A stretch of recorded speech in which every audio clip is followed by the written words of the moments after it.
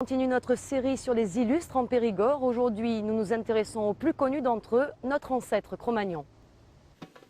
Les Cro-Magnons, de vieux cousins qui se sentaient bien il y a plus de 35 000 ans aux Aisy.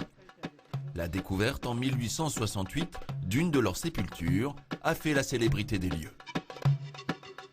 L'homme de Cro-Magnon, c'est vraiment l'illustre parmi les illustres, puisque le plus ancien, qui apparaît donc il y a moins de 35 000 ans avant Jésus-Christ, est évidemment l'Homo sapiens, notre ancêtre direct.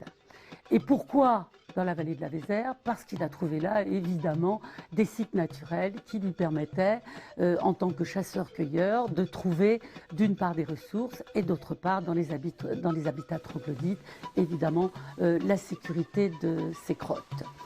L'homme de Cro-Magnon, par ailleurs, est souvent confondu avec cette statue qui domine les Aisy et qui est en fait une statue de l'homme de Néandertal, faite par le sculpteur Paul Dardet. Et ces restes ont été retrouvés, de l'homme de Cro-Magnon, ces restes ont été retrouvés dans un site qui s'appelait Cro-Magnon et qui a donc donné son nom à cet Homo sapiens. Longtemps négligé, l'abri Cro-Magnon revit aujourd'hui grâce à ce nouveau musée qui vous expliquera tout sur notre ancêtre.